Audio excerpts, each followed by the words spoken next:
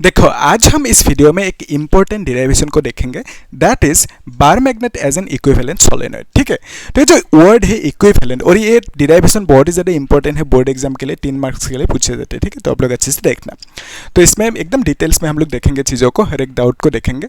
तो basically bar magnet as an equivalent solenoid, ये जो इक्विवेलेंट वर्ड है इसका मीनिंग क्या है? Let's say suppose quantity, okay, quantity कोई भी चीज़ है उसका क्वांटिटी ओके, उसका क्वांटिटी सेम है, लेट्स से, या तो अमाउंट कितना है वो सेम हो सकता है ना, या तो जो वैल्यू होते हैं वो वैल्यू सेम हो सकता है, या तो आप बोल सकते हो कि मतलब फॉर्मूला सेम हो सकते हैं, फॉर्मूला सेम हो सकते हैं, है ना, या तो और मतलब जो कुछ सिमिलर हो सकते हैं, है ना। तो बेसिकली आप ऐसे समझ सकते हो, एक सिंपल से एग्जांपल, आपकी मम्मी ने लेट्स से आपको बोलेगी कि ऑनियन लाना है, प्याज लाना है 1 kg। ठीक है, क्या बोलेगा? 1 kg प्याज लाने दिया, 1 kg। ठीक है, तो फिर मेरा मम्मी ने मुझे बोला कि सपोज आलू लेके आना है, ठीक है, पोटैटो लेके आना है, कितना? 1 kg। ठीक है, तो आप यहाँ पे क्या पैटर्न देख पा रहे हो कि दोनों में अमाउंट जो है ना 1 kg सेम है। ठीक है, सो 1 kg आलू, 1 kg पोटैटो, 1 kg ऑनियन, तो इसका मतलब आप क्या बोल सकते हो कि अमाउंट सेम है, क्वांटिटी सेम है। अगर अमाउंट क्वांटिटी सेम है तो आप बोलोगे कि इक्विवेलेंट है। आलू एंड प्याज सेम नहीं है, इक्वल नहीं है, बट इक्विवेलेंट बोल सकते हैं क्योंकि अमाउंट सेम है। ठीक है, क्वांटिटी सेम है। तो सिमिलरली ये जो बार मैग्नेट है ना, इस बार मैग्नेट की वजह से यहाँ से यहाँ तक लेट्स से डिस्टेंस को हमने r कह दिया। ठीक है, सो बार मैग्नेट की वजह से r डिस्टेंस दूरी पे, सिमिलरली यहाँ से यहाँ तक डिस्टेंस जो है ना उसको भी r कह दिया। ठीक है, सो बार मैग्नेट की वजह से r डिस्टेंस दूरी पे, इस पॉइंट का नाम क्या होंगे? एक्सियल पॉइंट है। तो इसमें मैग्नेटिक फील्ड कितना मिलेंगे निकालने के लिए? This is the formula. So इस फॉर्मूला को हमने ऑलरेडी डिराइव किया है ना, इसी चैप्टर में था। बार मैग्नेट की वजह से axial point and equatorial point पे कितना होंगे मैग्नेटिक फील्ड, प्लेलिस्ट में है, आप लोग चेक करना। ठीक है, तो बेसिकली इस मैग्नेट की वजह से यहाँ पे इस पॉइंट पे जो मैग्नेटिक फील्ड मिलेंगे उसको निकालने के लिए दिस इज द फॉर्मूला, इसको हमने डिराइव कर लिया यहाँ तक। ठीक है, सो अगर ये जो सोलेनॉइड है ना, सोलेनॉइड की वजह से भी, सोलेनॉइड के अंदर क्या होता है? यहाँ पे बैटरी कनेक्टेड है, करंट फ्लो होंगे, बिकॉज ऑफ दैट यहाँ पे मैग्नेटिक फील्ड प्रोड्यूस होंगे। तो बेसिकली आप कह सकते हो solenoid as a magnet behave करेंगे। सो इस सोलेनॉइड की वजह से भी यहाँ से r डिस्टेंस दूरी पे ये जो पॉइंट होंगे ये एक्सियल पॉइंट होंगे। सो r डिस्टेंस दूरी पे सोलेनॉइड से इस पॉइंट पे जो मैग्नेटिक फील्ड मिलेंगे कितना मिलेंगे? इतना ही मिलेंगे, यानी μ0/4 पाई ट्वाइस m r³ इतना ही मिलेंगे। ठीक है, तो इसको आप ऐसे समझ सकते हो कि बार मैग्नेट की वजह से जो फॉर्मूला मिला, सोलेनॉइड की वजह से भी वही फॉर्मूला मिला। ठीक है, तो बेसिकली बार मैग्नेट की वजह से जितना यहाँ पे मैग्नेटिक फील्ड मिलेंगे, सोलेनॉइड की वजह से भी r डिस्टेंस दूरी पे उतना ही मैग्नेटिक फील्ड मिलेंगे, यानी सेम मैग्नेटिक फील्ड मिलेंगे। ठीक है, तो सेम मैग्नेटिक फील्ड है, सेम फॉर्मूला है, तो बिकॉज ऑफ दैट आप कह सकते हो कि they are equivalent to each other, ये दोनों एक दूसरे से इक्विवेलेंट है। या तो आप ऐसा भी कह सकते हो कि ये जो बार मैग्नेट है ना, ये एज ए सोलेनॉइड बिहेव करेंगे, और यहाँ पे ये जो सोलेनॉइड है ना, solenoid as a bar magnet behave करेंगे। ठीक है, तो बेसिकली आप कह सकते हो this solenoid is equivalent to bar magnet, because इसके लिए जो फॉर्मूला है यहाँ पे एक्सियल पॉइंट पे, इसके लिए भी एक्सियल पॉइंट पे वही फॉर्मूला मिलेंगे। अभी क्वेश्चन ये है कि मैंने तो कह दिया कि दोनों फॉर्मूला इक्वल होंगे, इसको तो हमने ऑलरेडी डिराइव कर लिया है ना, ये कैसे आया फॉर्मूला डिराइव कर लिया ऑलरेडी, प्लेलिस्ट में है। लेकिन इसके लिए सोलेनॉइड के लिए इस पॉइंट पे जो मैग्नेटिक फील्ड मिलेंगे इतना ही मिलेंगे, उसको प्रूफ करना होगा। ठीक है, ऐसे ही मैं बोल दिया मतलब इसके लिए इतना ही मैग्नेटिक फील्ड मिलेगा, आप तो नहीं मानोगे है ना, एग्जाम में भी नहीं मानेंगे। एक्चुअली एग्जाम में, बोर्ड एग्जाम में आपको ये डिराइव करने देंगे कि मतलब इस सोलेनॉइड की वजह से यहाँ पे जो मैग्नेटिक फील्ड मिलेंगे इतना ही मिलेंगे, उसे प्रूफ करने देंगे आपको। ठीक है, तो अभी हम लोगों के टारगेट क्या है कि सोलेनॉइड की वजह से यहाँ पे जो मैग्नेटिक फील्ड मिलेंगे इतना मिलते हैं कि नहीं, उसे देखना है। ठीक है, आया समझ में? सो बेसिकली इस फॉर्मूला को डिराइव करने के लिए हमें क्या चाहिए होंगे? एक कॉन्सेप्ट चाहिए होंगे, that is magnetic field due to a circular loop at axial point. ये एक सर्कुलर लूप है, तो इस सर्कुलर लूप पे करंट फ्लो हो रहा है, लेट्स से कुछ है ना, जैसे यहाँ पे सोलेनॉइड पे क्या हो रहा है, यहाँ पे बैटरी कनेक्टेड है तो करंट फ्लो होंगे ना, यहाँ पे let's say I current flow हो रहे हैं, है ना, तो बेसिकली करंट फ्लो हो रहे हैं। तो यहाँ पे भी करंट फ्लो हो रहा है, बिकॉज ऑफ दैट हमें क्या मिलेंगे? यहाँ से कुछ डिस्टेंस दूरी पे इस पॉइंट पे एक्सियल पॉइंट होंगे ना ये, तो इसमें मैग्नेटिक फील्ड मिलेंगे इतना सा। तो इसको भी हमने ऑलरेडी डिराइव कर लिया, ये 4th नंबर चैप्टर पे था। ठीक है, so magnetic field at axial point due to a circular ring, ऐसा भी कह सकते हो, या तो कॉइल। तो बेसिकली यहाँ पे ये जो है ना, रिंग की वजह से, इस सर्कुलर कॉइल की वजह से यहाँ पे मैग्नेटिक फील्ड इतना सा मिलेंगे। तो अगर यहाँ पे लेट्स से एक ही तार है, एक ही टर्न है, तो उस केस में मैग्नेटिक फील्ड की फॉर्मूला क्या होंगे, मैग्नेटिक फील्ड के फॉर्मूला ये होंगे, ठीक है। तो अगर यहाँ पे लेट्स से बहुत ज़्यादा टर्न है, 10 टर्न है, 10 टर्न से, ठीक है, 20 टर्न से, तो उस केस में यहाँ पे क्या करोगे आप, 20 से मल्टीप्लाई करोगे। तो यहाँ पे लेट्स से पता नहीं कितना टर्न से, हमने कह दिया n टर्न से, ठीक है। तो अगर यहाँ पे n टर्न्स होंगे तो हम क्या करेंगे, इस फॉर्मूला पे n को मल्टीप्लाई कर देंगे, क्योंकि यहाँ पे क्या है, n टर्न से, जितना भी टर्न्स होंगे उससे मल्टीप्लाई कर देंगे, सिंपल। ओके, तो यहाँ पे ये जो a है ना, this is nothing but radius, this is nothing but radius of the circle, इस रिंग की रेडियस। तो इस रिंग की रेडियस को कितना कह दिया, a कह दिया, और ये जो फॉर्मूला पे a है ना, that is the radius, fine. तो अभी हम लोग क्या करेंगे, इसको यूज करके इसके लिए, इस सोलेनोइड के लिए यहाँ पे मैग्नेटिक फील्ड इतना होते हैं कि नहीं, उसको चेक कर रहे हैं आप लोग, ठीक है। तो बेसिकली ये जो सोलेनोइड है ना, इसको रीड्रॉ करना होगा। तो रीड्रॉ कैसे करेंगे, सिंपल रखते हैं हम लोग चीज़ों को, है ना। तो इस तरह से लेट्स से एक सोलेनोइड है, ठीक है, ये एक सोलेनोइड है, ओके, ऐसे मान ले सोलेनोइड। तो इस सोलेनोइड की ये सेंटर है, सेंटर से ये जो पॉइंट है कितने डिस्टेंस दूरी पे है, r डिस्टेंस दूरी पे है, ठीक है। तो ये जो है दिस इज द सेंटर, तो सेंटर से r डिस्टेंस दूरी पे यहाँ पे एक पॉइंट लिया हमने, ठीक है। सो ये कितने डिस्टेंस दूरी पे है, यहाँ से r डिस्टेंस दूरी पे है यहाँ तक, ठीक है, ओके। सो यहाँ पे हमें क्या चाहिए, मैग्नेटिक फील्ड की वैल्यू क्यों मिलेंगे, क्योंकि यहाँ पे कॉइल्स है और हमें मालूम है कॉइल्स होने से, इस तरह से टर्न्स होने से हमें मैग्नेटिक फील्ड मिलेंगे, ठीक है। तो अभी देखो यहाँ पे हम लोग एक काम कर सकते हैं ना, इसको एक रेफरेंस लाइन खींच सकते हैं, इस तरह से एक रेफरेंस लाइन है, ऐसे समझो, मतलब रेफरेंस लाइन कि डिवाइड कर लिया दोनों को, यहाँ पे इस साइड में जितना लेंथ होंगे, इस साइड भी उतना ही लेंथ होंगे। तो बेसिकली आप ऐसा कंसीडर कर सकते हो कि सेंटर से इतनी सी डिस्टेंस दूरी पे यहाँ पे मैग्नेटिक फील्ड चाहिए। तो उसके लिए हम क्या करेंगे, ये देखो, ये जो सोलेनोइड है ना, सोलेनोइड की लेंथ को अपने सपोज ट्वाइस एल कह दिया, कोई दिक्कत नहीं, कह सकते हो। जैसे बार मैग्नेट की जो लेंथ है ना, उसको अपने ट्वाइस ए कहा था, या तो एल भी कह सकते हो, कोई दिक्कत नहीं, ट्वाइस ए एल जो भी कहना है। तो बेसिकली ऐसा क्यों कहा, तब क्या होंगे, यहाँ से यहाँ तक की लेंथ एल होंगे, यहाँ से यहाँ तक की लेंथ एल होंगे, ठीक है। तो फिर यहाँ पे भी सेम, यहाँ से यहाँ तक की लेंथ कितना होंगे, एल होंगे, और यहाँ से यहाँ तक की लेंथ कितना होंगे, एल होंगे, तब क्योंकि आपने ट्वाइस एल कह दिया। अभी ध्यान से देखना, हम लोग क्या करेंगे, ये जो सोलेनोइड है ना, इसमें बहुत सारा टर्न्स होंगे, इस तरह से कॉइल होंगे पूरा का पूरा सोलेनोइड में, है ना। तो हम लोग सबको नहीं कंसीडर करते, अभी के लिए हम लोग करते हैं इस तरह से कि ये जो है ना, इस सोलेनोइड की लेंथ ट्वाइस एल, तो ट्वाइस एल लेंथ में से हमने एक छोटा सा लेंथ लिया, that is let's say dx length लिया, ठीक है। सो हमने क्या किया, एक छोटा सा लेंथ लिया, दैट इज dx।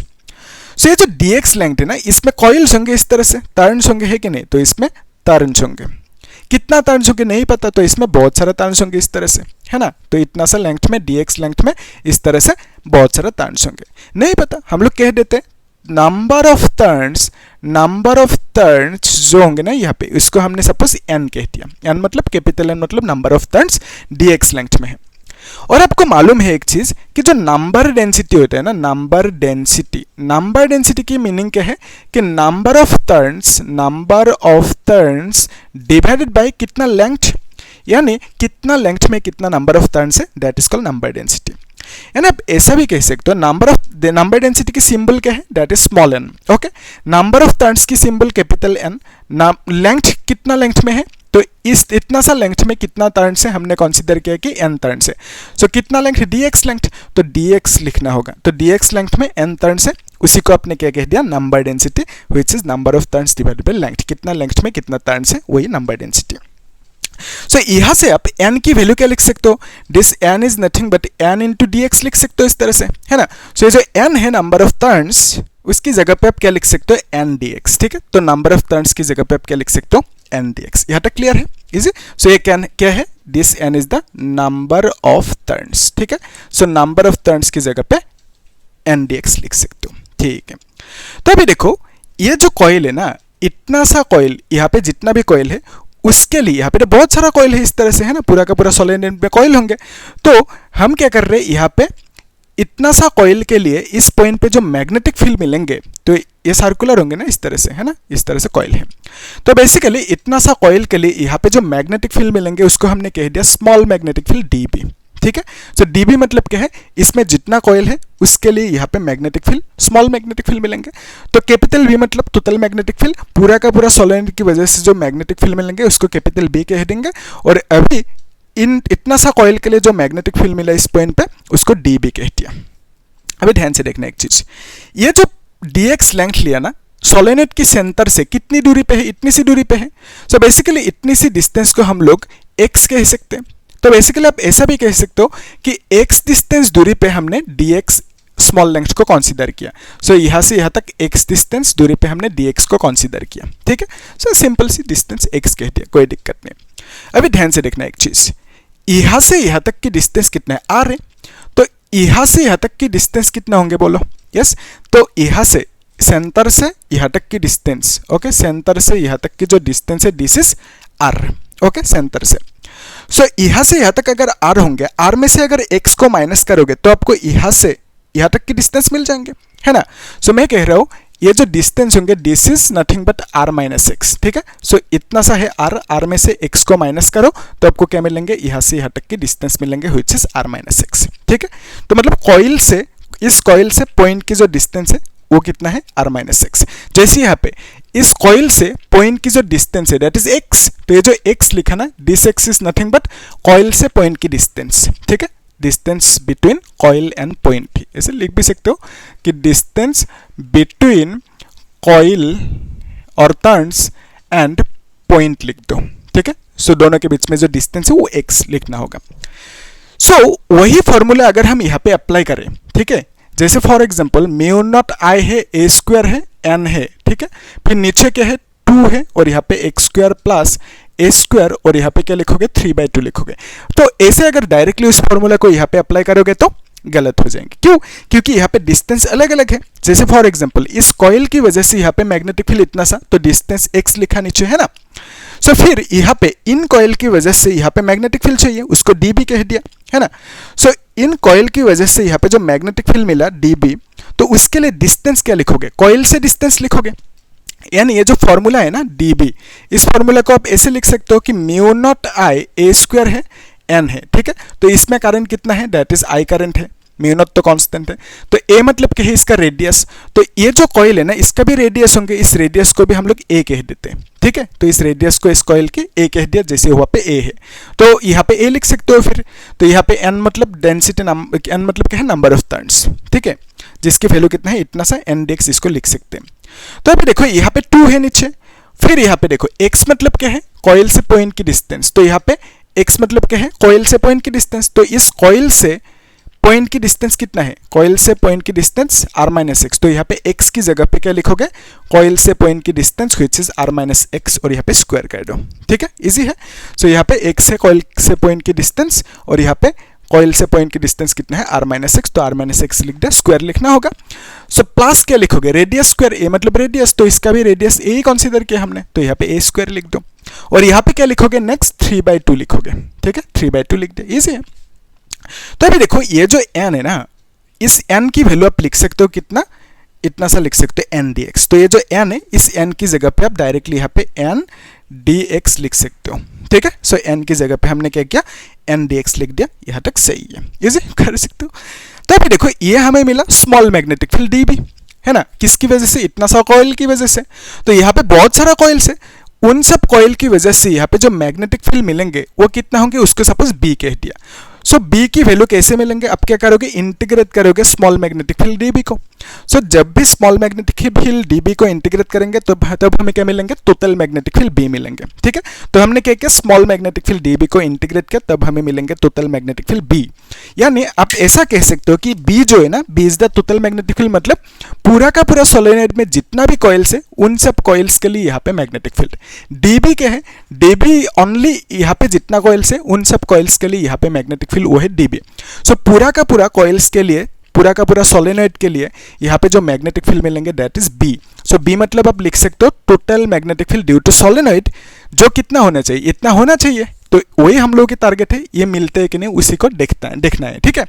तो बेसिकली b का वैल्यू इतना सा आना चाहिए, ठीक है, मतलब total magnetic field due to solenoid वही है b। तो आप यहाँ पे total magnetic field due to solenoid लिख सकते हो, ठीक है, total magnetic field due to solenoid, okay, ऐसे लिख सकते हो।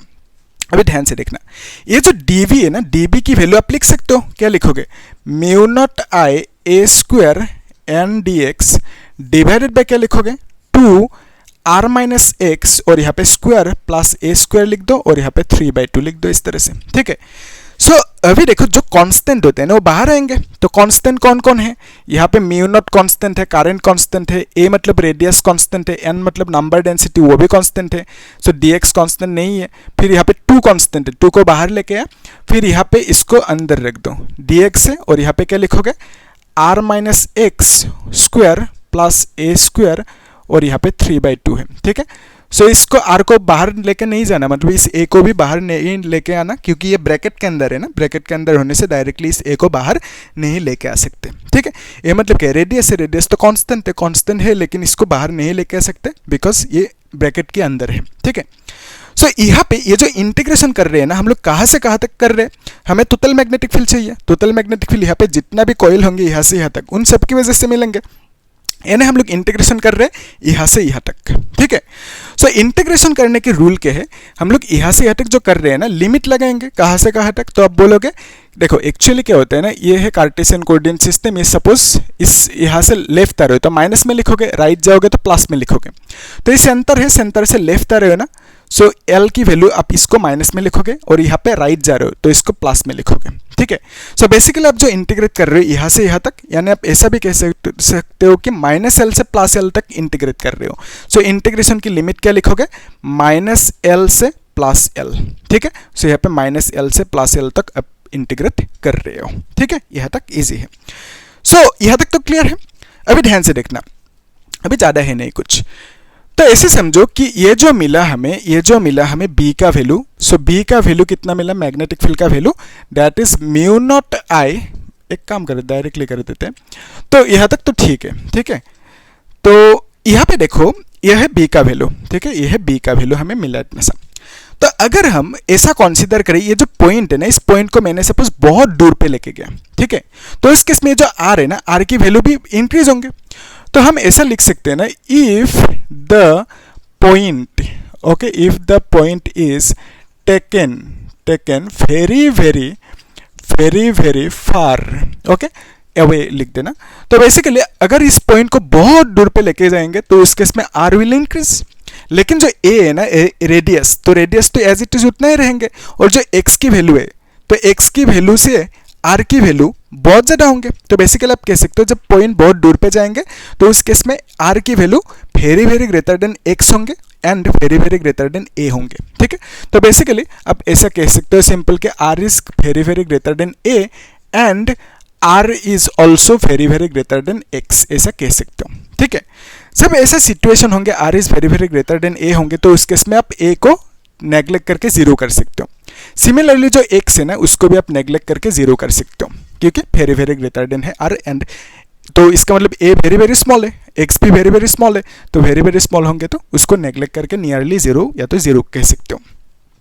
सो यहाँ पे ये जो एक्स है ना, इसकी जगह पे हम जीरो लिख सकते हैं और ए की जगह पे भी जीरो लिख सकते हैं, है ना, क्योंकि बहुत ही ज़्यादा स्मॉल है, नेग्लेक्ट कर दिया। सो यहाँ से आप बी की वैल्यू क्या लिखोगे, mu naught I a square, फिर एन, नीचे क्या लिखोगे 2 लिखोगे, और यहाँ पे integration minus L plus L, और यहाँ पे लिखोगे डी एक्स, और यहाँ पे क्या लिखोगे, दिस इज आर स्क्वायर होंगे ना इस तरह से, तो एक्स की वैल्यू 0 हो गया, आर स्क्वायर हो जाएंगे, और यहाँ पे ये तो 0 हो गया, तो बेसिकली ब्रैकेट के बाहर यहाँ पे 3/2 रहेंगे, ठीक है, इस तरह से 3/2 लिख दो, ओके। सो आपको रूल मालूम है, ये जो 2 है ना, ये 2 इससे मल्टीप्लाई हो रहे हैं, ठीक है, 2 × 3/2 है, तो 2 कैंसिल आउट हो जाएंगे, है ना।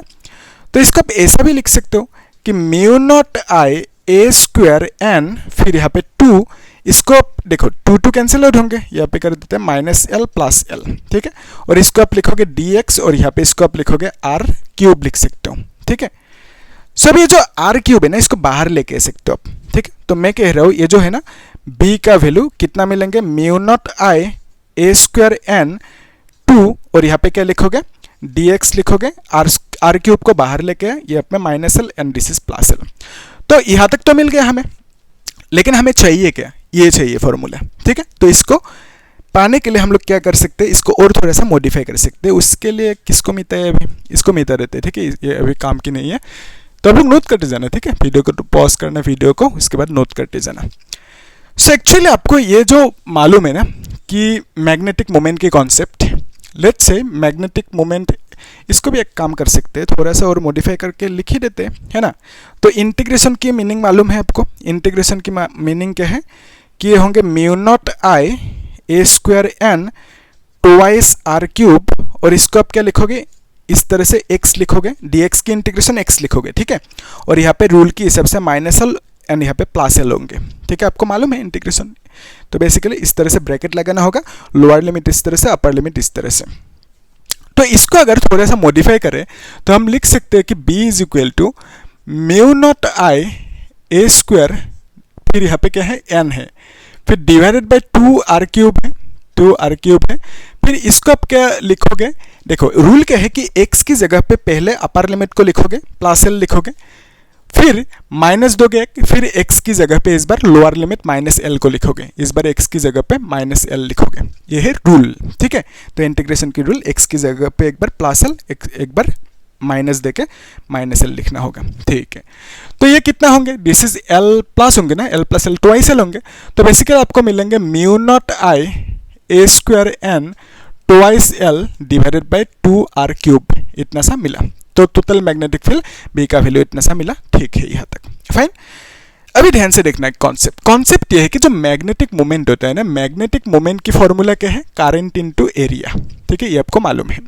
लेट्स से एक सर्कल है, तो इसमें इसका जो रेडियस है, लेट्स से इसका रेडियस को आपने कुछ कह दिया, जो भी है। तो बेसिकली इसमें एक कॉइल होने से इतना सा मैग्नेटिक मोमेंट, यहाँ पे लेट्स से इस तरह से 10 कॉइल्स है, तो यहाँ पे मैग्नेटिक मोमेंट कितना होंगे, 10 से मल्टीप्लाई करोगे, जितना कॉइल होंगे उससे मल्टीप्लाई करना होगा। तो यहाँ पे जो टर्न्स है ना, यहाँ पे जो टर्न्स है लेट्स से n कह दिया, सो तब आप क्या करोगे, n से मल्टीप्लाई करोगे, ठीक है, जितना टर्न्स है उससे मल्टीप्लाई करोगे, जितना कॉइल्स होंगे। सो m इज इक्वल टू इतना सा मिला। तो अभी देखो ये जो है ना करंट और एरिया मतलब क्या होते हैं, एरिया मतलब सर्कल है ना ये, तो बेसिकली ये जो है ये क्या है, ये सब तो सर्कल है, तो ये सब सर्कल है, तो सर्कल की एरिया क्या है, सर्कल की एरिया है पाई आर स्क्वायर, ओके, ये आपको मालूम है। लेकिन यहाँ पे पाई इंटू रेडियस स्क्वायर, ठीक है। सो यहाँ पे जो सर्कल है इसका रेडियस को हमने कितना कंसीडर किया, ए कंसीडर किया, तो इसका मतलब यहाँ पे रेडियस को आर ना लिख के क्या लिखोगे, ए लिखोगे, ठीक है। तो बेसिकली सर्कल की एरिया क्या है, पाई इंटू रेडियस स्क्वायर, तो रेडियस को यहाँ पे ए कंसीडर किया। सो इस कॉइल की जो एरिया होंगे, एरिया को आप क्या लिखोगे, पाई इंटू रेडियस स्क्वायर, तो रेडियस की वैल्यू सपोज ए कह दिया, तो पाई ए स्क्वायर कहोगे और यहाँ पे एन लिख दो, ठीक है। यहाँ तक इजी है, कर सकते हो, ओके। सो अभी देखो ये जो हमें मिला ना नंबर डेंसिटी की कॉन्सेप्ट, तो इसको मिटा देते हैं। सो नंबर डेंसिटी की कॉन्सेप्ट क्या मिला कि नंबर डेंसिटी मतलब क्या है, स्मॉल एन है ना, तो नंबर डेंसिटी मतलब small n, which is equal to क्या मिला कि total number of turns, okay, total number of turns कितना है डिवाइडेड बाय कितना लेंथ है, ठीक है। तो इस बार हम लोग ये जो मैग्नेटिक फील्ड मिला पूरा का पूरा सोलेनोइड की वजह से मैग्नेटिक फील्ड, तो बिकॉज ऑफ दैट लेंथ जो होंगे ना इस बार यहाँ से यहाँ तक की लेंथ लेंगे, यानी मैं कह रहा हूँ कि यहाँ से यहाँ तक पूरा का पूरा सोलेनोइड में टोटल कितना टर्न से इस तरह से कॉइल कितना है, n कॉइल है, ठीक है, नंबर ऑफ टर्न्स को n कह दिया सपोज इस बार। सो पूरा का पूरा सोलेनोइड में मतलब आप बोलोगे ट्वाइस एल लेंथ में n टर्न से इस तरह से, ठीक है। सो ट्वाइस एल लेंथ में पूरा का पूरा सोलेनोइड में कितना टर्न से इस तरह से, n टर्न से कह दिया, ठीक है। तो यहाँ पे अगर मैं टर्न्स की जगह पे n लिखूं और लेंथ को ट्वाइस l लिखूं, तो ये भी एक डेंसिटी होंगे, नंबर डेंसिटी की टोटल लेंथ कितना लेंथ में कितना टर्न से। तो मैंने कहा कि ट्वाइस l लेंथ में जो टर्न से टोटल कॉइल है उसको n कह दिया, तो ट्वाइस l लेंथ में n टर्न से उसे आपने क्या कह दिया, number density. So this small n is the number density. So यहाँ पे आप n इज इक्वल टू क्या लिख सकते हो, n इंटू ट्वाइस एल लिख सकते हो, है ना, n की जगह पे आपने क्या लिखा, n इंटू ट्वाइस एल। सो ये जो n है ना, इस n की जगह पे आप क्या लिख सकते हो, तो आप लिख सकते हो कि आई पाई ए स्क्वायर n की जगह पे n इंटू ट्वाइस एल लिख सकते हो इस तरह से, ठीक है। यहाँ तक क्लियर है। अभी ध्यान से देखना, ये जो सिचुएशन है ना, यहाँ पे अगर मैं, यहाँ पे तो पाई नहीं है, अगर मैं यहाँ पे एक पाई मल्टीप्लाई करूँ, नीचे भी करना होगा, है ना, नहीं करोगे तो नीचे तो गलत हो जाएंगे ना। तो बेसिकली ऊपर नीचे हमने पाई मल्टीप्लाई किया, ठीक है, तो ऊपर करने से पाई मल्टीप्लाई नीचे भी करना होगा, यहाँ तक ठीक है। अभी ध्यान से देखना एक चीज़, यहाँ पे पाई है, ट्वाइस एल है, ट्वाइस एल है, एन है, ए स्क्वायर है, आई है। तो यहाँ पे देखो, यहाँ पे क्या है, आई है, पाई है, ए स्क्वायर है, यस आई है, पाई है, ए स्क्वायर है, फिर एन है, यहाँ पे भी, यहाँ पे क्या है, ट्वाइस एल है, तो यहाँ पे भी ट्वाइस एल है, ठीक है। तो यहाँ पे 6 क्वांटिटीज है, आई स्क्वायर एन ट्वाइस एल पाई, तो यहाँ पे भी 6 क्वांटिटीज है। तो बेसिकली ये जो है ना, इसकी जगह पे आप क्या लिख सकते हो, इसकी जगह पे आप m लिख सकते हो, एम मतलब मैग्नेटिक मोमेंट, ठीक है। सो यहाँ पे इसकी जगह पे आप क्या लिख सकते हो, एम लिख सकते हो। यहाँ तक तो क्लियर है, कॉन्फर्म, ठीक है। और पाई को इधर लिख दो आर क्यूब, ओके। तो मैग्नेटिक फील्ड बी का वैल्यू इतना सा मिला, ठीक है। सो यहाँ पे हमने क्या किया, इसकी जगह पे एम लिख दिया क्योंकि एम का वैल्यू उतना ही है, ठीक है। अभी ध्यान से देखना लास्ट स्टेप। तो यहाँ पे ये फॉर्मूला चाहिए हमें, तो इस फॉर्मूला को अभी तक नहीं मिला, ये फॉर्मूला है ना। तो बिकॉज ऑफ दैट हम क्या कर सकते हैं, इस बार लेट्स से ऊपर हमने एक 2 मल्टीप्लाई किया, नीचे भी करना होगा, है ना, अदरवाइज तो गलत हो जाएंगे। तो बेसिकली ऊपर हमने 2 से मल्टीप्लाई किया, नीचे भी करना होगा, ओके। तो इससे होगा क्या, ये जो मैग्नेटिक फील्ड है ना, इसको आप लिख सकते हो म्यू नॉट 2 इंटू एम, है ना, डिवाइडेड बाई 2 to the 4 लिख सकते हो, और पाई लिख सकते हो, आर क्यूब लिख सकते हो, ठीक है। तो बेसिकली यही फॉर्मूला ये है कि नहीं, देखो, यस। तो सेम फॉर्मूला मिला हमें। तो बेसिकली आपको यही डिराइव करने देंगे बोर्ड एग्जाम में, तो आप लोग यहाँ तक कर दो, फुल मार्क्स मिल जाएंगे, ठीक है। इतना ही कॉन्सेप्ट है। तो यहाँ पे हमने क्या देखा कि इसके लिए, इस बार मैग्नेट के लिए जो मैग्नेटिक फील्ड की फॉर्मूला है, सोलेनोइड के लिए भी उतना ही होंगे फॉर्मूला, वो हमने प्रूफ कर लिया, डिराइव कर लिया, यही पूछे जाते हैं, ठीक है। तो बेसिकली आप कह सकते हो कि डीज टू आर इक्विवेलेंट, यानी इसके लिए जो मैग्नेटिक फील्ड की फॉर्मूला, इसके लिए भी सेम फॉर्मूला है। सो हम कह सकते हैं कि सोलेनोइड को इक्विवेलेंट टू बार मैग्नेट कह सकते हैं, या तो बार मैग्नेट को इक्विवेलेंट टू सोलेनोइड ऐसा कह सकते हो, क्योंकि फॉर्मूला सेम मिला, हमने प्रूफ करके भी देखा, ठीक है। इजी है, यहाँ तक कर सकते हो, है ना। तो इतना ही कॉन्सेप्ट था, इसको 2 दिन में प्रैक्टिस करना आराम से हो जाएंगे। और नेक्स्ट क्लास में हम लोग क्या करेंगे, एक काम करते हैं, ठीक है। अभी इस चैप्टर पे एक ही टॉपिक बचा हुआ है, that is classification of magnetic materials, ठीक है। जैसे फेरोमैग्नेटिक, डायमैग्नेटिक, पैरामैग्नेटिक, वो सब क्या होते हैं ना, क्लासिफिकेशन। तो बेसिकली थियोरेटिकल चीज़ें हैं, तो यहाँ पे उतना ज़्यादा समझने के लिए है नहीं, थियोरेटिकल है। तो मैं एक काम करूँगा, नेक्स्ट क्लास में जो चैप्टर नंबर 6 है ना, उसे स्टार्ट करेंगे, ठीक है। नेक्स्ट क्लास में चैप्टर नंबर 6 को स्टार्ट करेंगे, ठीक है, क्योंकि वहाँ पे ज़्यादा टॉपिक है नहीं, मतलब और समझने के लिए आसान है वो टॉपिक। और हम लोग ये जो है ना पैरामैग्नेटिक, डायमैग्नेटिक, फेरोमैग्नेटिक, उसके ऊपर मैं कुछ दिन बाद एक वीडियो लाऊंगा, तो उसको आप लोग देखना। या तो अगर आप पढ़ना चाहते हो, नोट्स मतलब फ़ोटो खींच के मैं दे दूंगा बुक से, एक लिंक दे दूंगा व्हाट्सएप चैनल की, वहाँ पे फ़ोटो दूंगा, तो आप लोग चेक कर सकते हो, ठीक है। अगर आप लिखना चाहते हो तो वहाँ से पढ़ सकते हो। और फिर नहीं समझ में आएंगे तो मैं कुछ दिन बाद एक वीडियो लाऊंगा, पैरामैग्नेटिक, डायमैग्नेटिक एंड जो कहानी है, मतलब उसके ऊपर वीडियो एक लाऊंगा, तो वो क्लियर हो जाएंगे, ठीक है। और बाकी हम लोग नेक्स्ट क्लास में नेक्स्ट चैप्टर 6 नंबर चैप्टर को स्टार्ट करेंगे। 1 2 3 4 5 कंप्लीट हो गया, आप लोग चेक करना, प्लेलिस्ट में है, ठीक है। और नेक्स्ट चैप्टर में ज़्यादा टॉपिक है नहीं, 7 8 ऐसा कुछ टॉपिक है शायद, उसको हम लोग देखेंगे, ईजी है, इंटरेस्टिंग है वो चैप्टर, ठीक है। सो इसको हम लोग देखेंगे नेक्स्ट क्लास में, नेक्स्ट चैप्टर। और बाकी जो ये होंगे इसको हम लोग बाद में मैं एक वीडियो लाऊंगा। और कुछ डाउट है तो पूछना आप लोग, ठीक है। और इसको प्रैक्टिस करना, ये 3 मार्क्स के लिए पूछा जाता है, आप लोग चेक करना अच्छे से, ठीक है, प्रैक्टिस करना। और बाकी तो कुछ डाउट होने से पूछना, और क्या करना, चैनल को सब्सक्राइब करना, ठीक है, और लाइक करना और शेयर करना, ठीक है। Thank you.